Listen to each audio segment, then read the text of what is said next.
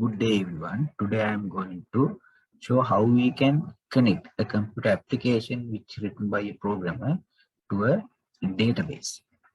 So as the example, I am going to connect a Java application to Microsoft Access database using JDBC type 4 driver named UCanAccess.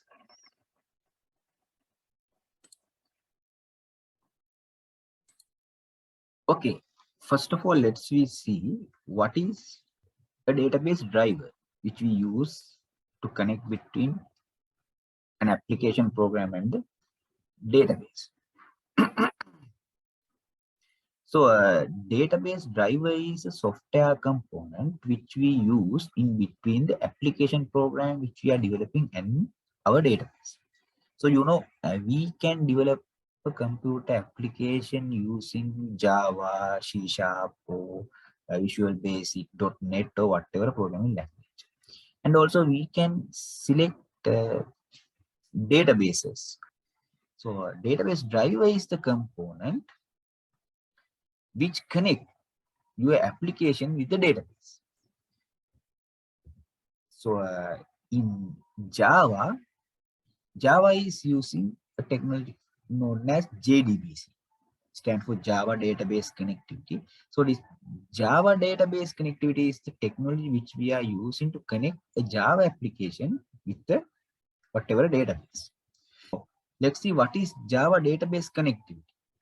Java Database Connectivity is the data access technology provided by Java, and it is available in Java Standard Edition platform, and it provides software components known as application programming interfaces to connect between your application and the database. In this today's example, I'm going to use type 4 native protocol driver for Microsoft Access databases. So the type 4 native protocol driver for the MS Access databases is known as UCanAccess driver. So I will go to my web browser and I will search here UCanAccess drive. So you can see it provide the link. You can see we can go to SourceForge.net and you can download the driver by clicking here. So I'm going to download the particular driver.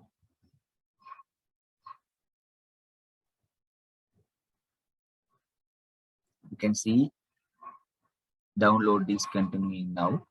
Here downloads folder where I downloaded UCanAccess driver into my computer. So what will I do? I will extract this zip file. Right.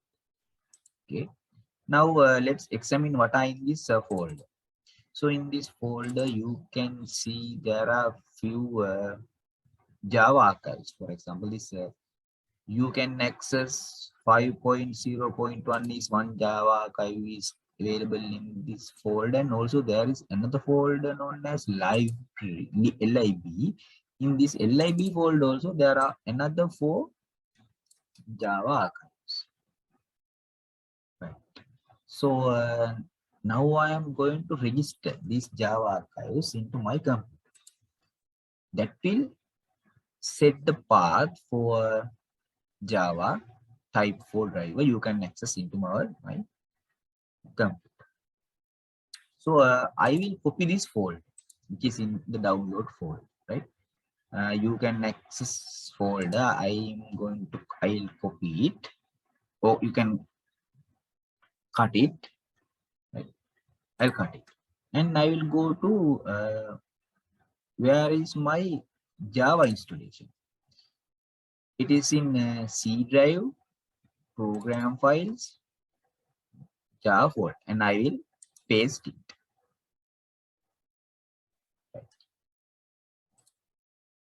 So you can see the pasted folder. Right. So now I will show you how we can set the path for this drive. So I will go to this PC. Right? This PC you can see in the file explorer, and right click, and I will go to properties. So you can see we are in the system settings, and I will go to the advanced system settings here. Advanced system settings. Then the system properties dialog box will appear, and I will go to the environment variables. Right. In environment variables dialog box, now I have already set the path in my computer, and I will show you how we can do it. So you have to change the system variable path. So you can edit this. You can use the edit button. You can edit the path, and you have to find where is your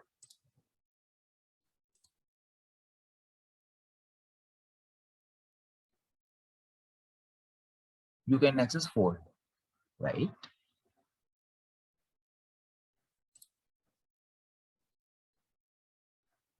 Okay, you can see there is an entry here. See, C program files Java UCanAccess, like that. So this is the entry which I have already included. But what you can have to do is find this path in your computer. You can access bin net. You can access JDBC. Right? You can access net. You can access JDBC. Right? Here there are number of class files. You can see what you have to do is you have to copy this path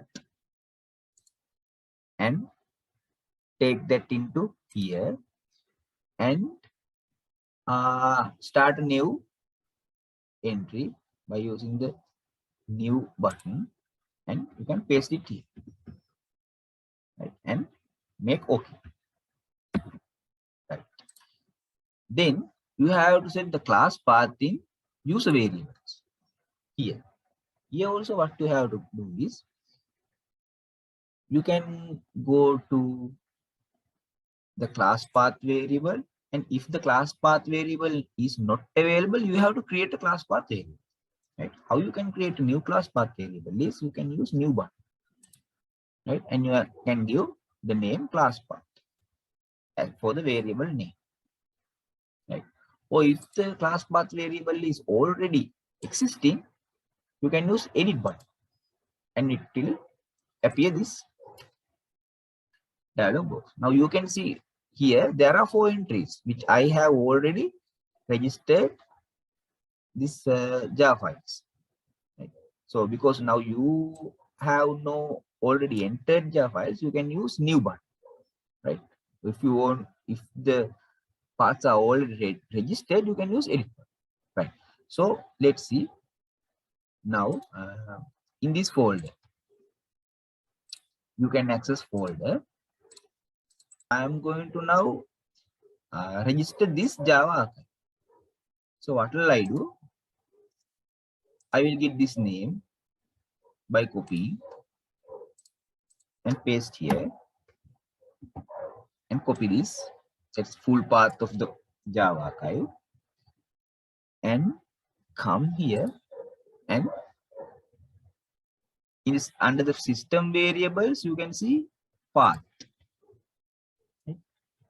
In your computer, there may be a already created variable named path. Edit it and paste it here as a new entry. Now you can see above this line there is already entered path in my previous registration, right?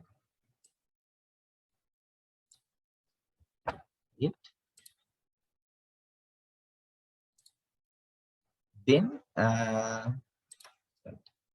then you can see there is another folder named lib. You can go to lib folder, and you will see there are another 4 Java archives. Now we are going to register all these 4 Java archives. So let's see one by one. I will get the name of this file, copy slash, and this is the full path of this Java archive. I'll copy it,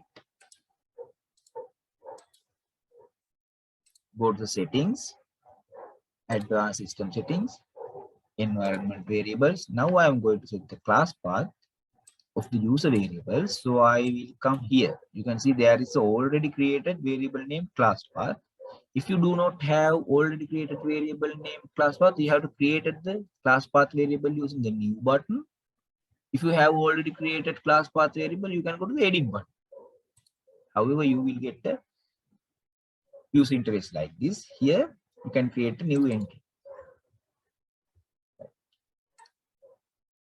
Now, this is the, you can see this is the previous entry I entered. After you entered it, you can make OK. Then again, you can go to the lib folder and you can copy this name of the second Java archive file.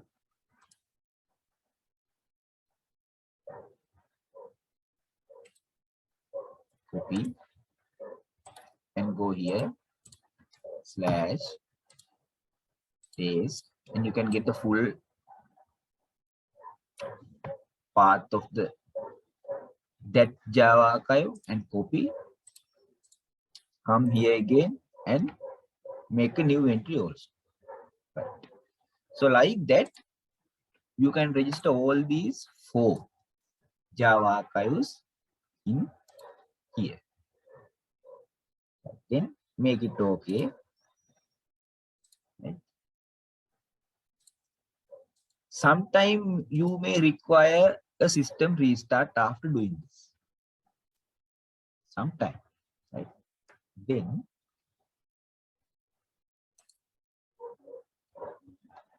right now you can go to your Java program and you can develop the program and you can connect your Java program with the database. Right. So first of all, let's see our user interface. So my user interface Java application is created in the Java class name Pizza ACC. It's small user interface program for a pizza shop, right? So that's why I have given that name for the class. Right. So now I'm going to compile this class. Java C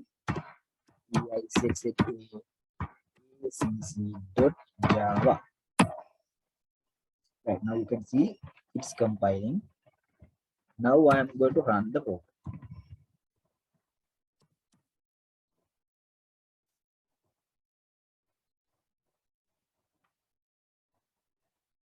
Right. So you can see this is the application program which I created. This is the interface. So here you can see there is a menu to select the item. You can see devil chicken, tandoori chicken, sausage delight, barbecue chicken, hot and spicy chicken are the available items. And here, when you select an item, the price will be automatically filled into the relevant price text field, and the quantity can be entered by the cashier. For example, let's think I am the cashier and I am entering 2 for the quantity, and you have an additional option to add additional cheese, right? So the bill value is calculated and you can use the OK button to save, right? So this is the code here. You can see the code. And here, when you click on the OK button, what will happen? When you click on the OK button, you can see action performed is here. E get source BTN OK. BTN OK is the name of the OK button. What will happen? The action performed method will call a method named cal. So what will happen? A calculation will be performed, and then a method called named save. So this is that save method. The save method, you can see we are using SQL commands to access the database, right? So that's how the program is. So when you are using SQL in your Java application, you have, first of all, you have to import this package named java.sql, right? So I have imported the relevant java.sql package. You can see. Then here in the function, I am using these statements to access the database, right? So let's see one by one how we have issued the commands to access the database, right? So how the JDBC is processing, Java database connectivity is processing. First of all, the first step is loading the JDBC driver. Now, I think you can remember our driver name is UCanAccess driver, right? So we have to load the driver, and we need to connect with the relevant database, and we have to create executing statements. I think you are familiar with SQL executing statements: select, insert, update, delete, like that. Then we need to execute a query on the database, right? Like that. Then if you are selecting data, you have to process that data. And then finally, you have to terminate the connection with the database. So those are the steps which you have to follow when you are accessing a database via Java database connectivity, right? So first of all, the first thing is you need to load the driver. That means you need to load the driver, database driver, into the memory, right? For that, you are using this statement, class dot phoname. So this class dot phoname is used to load the driver. You can use the whatever driver name to load the driver. Now in our case, you can see here we are using class phoname net dot UCanAccess dot JDBC UCanAccess driver. So this is the driver name.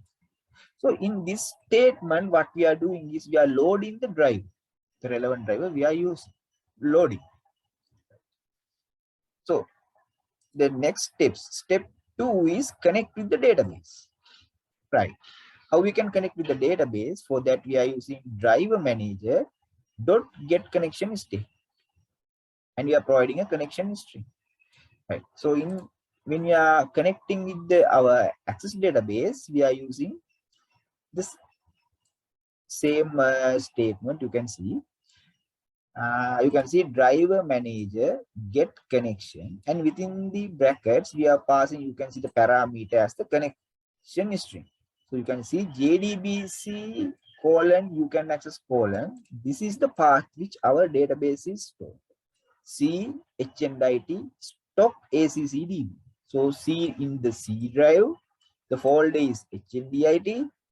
In there is a database name stock.accdb. Right. Let's see in the HNDIT folder RC, you can see stock ACCDB. This is our access database, right? Then here now, after creating the connection is stored in the connection object. You can see here class. This is the connection class, and this is the connection object. So we are creating a connection. We are creating a connection with the database, right? And then we are creating a statement. So that is the third step, executing statement. For that, we are using create statement method, right? Let's see. So you can see here, con is the connection object which we created, con.create statement method we call. And the returning value is stored. The returning value is what is returning is an statement object. The statement object we are storing on a statement type class object named S. Right. Then the fourth step is what? That is the executing. Right. So here we execute the SQL command. Right. S.execute. So we are executing a SQL command which is stored in a string variable. So here the string variable name is strsq. So let's see. This is it. SQ. You can see the string type variable strsq. So this variable include the SQL statement. You can see insert into, right? Insert into, and you can see these are the fields which we are accessing: invoice number, item, quantity, and item value. Let's see whether this structure is available in our database. So I'm going to the relevant database and I will open the relevant table. So what's the table name?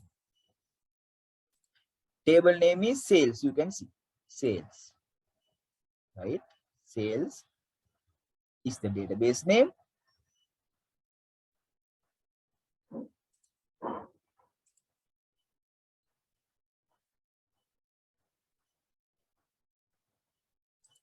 Now this is our database. Its name is, you can see here on the title bar, name is the stock. It is stored in C HNDIT folder, right? Okay, here sales is the table which we are going to insert data. So this is the structure of that table. You can see there is invoice number field and also item field, quantity field, item value field, right? Okay, let's see the design view. In design view, you can see invoice number is text type, item is text type, quantity and the item value are numeric type. Right. So this is the structure of that table which we are going to store. Execute SQL and store the data. Right. So you can see invoice number is one field, item is another field, quantity is another field, item value is another field. Right.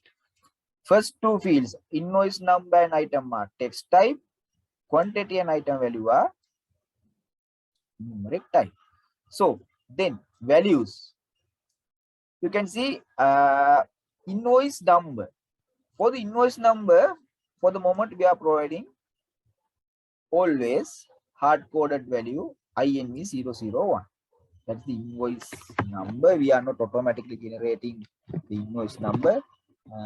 How we can automatically generating invoice number? We can generate in the we can discuss in the next session, right? Till then, let's insert a hard code value like this.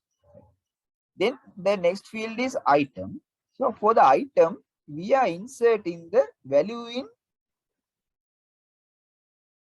menu combo box. Now you can see here in our program, there is a menu.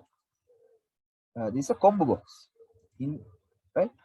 There is a menu on the combo box. So this combo box is, the name of this combo box is CMB menu. So here we are inserting the value of that combo box to the item field. So this is how we get that value in that combo box. CMB menu is the name of that control, and we are calling the get selected item method to get the selected item. Right? So you know we can select different items, right? So we need to get the selected items. So for that we are calling the get selected item method of this CMB menu control. And we are converting that value into string. Right? Because the database, in the database, the relevant field is text type.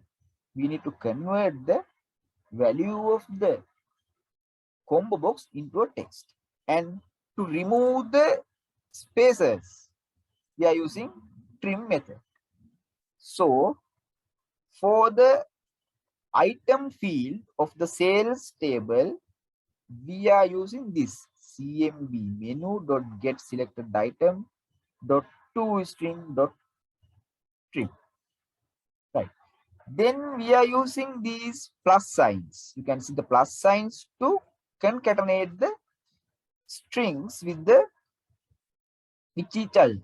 Right? You know why we are using plus signs and how they are work for concatenating. You may have learned it. Right? So we are using that plus sign.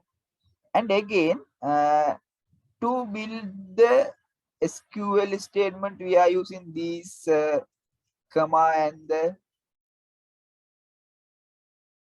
single quote. I'm using here single quote because of this value is a string or text value, right?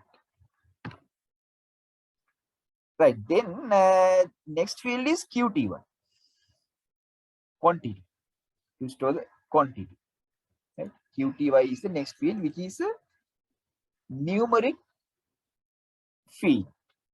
Right. Now you know two numeric values we are not using quotes, single quotes. So because of that, here we are not using single quotes. Right? But we are using the concatenation operator plus sign to concatenate the strings, and we are using what? TXT QTY text field. So what is that? TXT QTY text field is this text field which we are entering the quantity. Right? We are entering the quantity to this text field which the name is TXT QT1. So we need to get the text in that text field. So we are calling get text method of that control. Right. So we are getting the text of that control, but there is another problem. That problem is the field, you know, it is a numeric type. So we need to convert this value to a numeric type, right? So quantity may be a double or integer. So here I will use double, right? Of course, you can use integer also, right? So the value returning from the text field is converting to double here, right? Double pass double method, using that method. Right. Then the next field is item value. Right. Item value. You can see that field is also numeric value. Right. So item value is in this field. Item value. The final bill value. Right. Bill value. So bill value is in the text field txt value. So you can see txt value is that control. So we need to get the text in that text field. For that, we are calling get text method. Right. So we are using this statement txt value dot get text method, and we are not using any quotations, and but we are using the concatenation operator to concatenate all these strings, and we finalize the construction of string. Right. So to see the constructed string, we can use system out print ln, and we can pass strsql, that means the constructed SQL, into that method to see what is the string we built. Right. So I am using that, and I will try to run the program. Right. So let's see how will be the process, right? Then I'll run the program. Okay, I will select BBQ chicken and I'll enter quantity as 2, and this is the final bill value, and I'll click OK. So I think you can see this is the SQL string which we built. Insert into sales, invoice number, item, QTY, item value. Values are for the invoice number INV000, item BBQ chicken, quantity 2, item value is 3,200 rupees. So this is the SQL string which we built. This string SQL string do not need to display, but I printed it for you to understand, right? So actually it is not needed, so we can comment it. So I'll comment it here. See, I comment. Right. However, now okay, a message box appears and give the message transaction complete. So I'll click OK. Right now, I think the processing of SQL is complete. So to see that, we have to go to the database and see, right? Okay, then let's go to the database and let's open it. Now let's open the database and see whether the inserted record is in the database or not. Okay, now you can see here. See, these are the records which we entered. You can see the entered data. Right, that's how we can enter a record of data into SQL. Okay, right. So finally, I will mention the use of try and catch block in this program. Now, I think already you know try and catch blocks are used to handling the exceptions. So when we are issuing or when we are working with the SQL commands, there may be exceptions. So to handle those exceptions, we are using try block and the catch block. Right. So that is it. How we can use UCanAccess driver, JDBC ODBC type 4 native driver to access Microsoft Access database via the Java application. Thank you.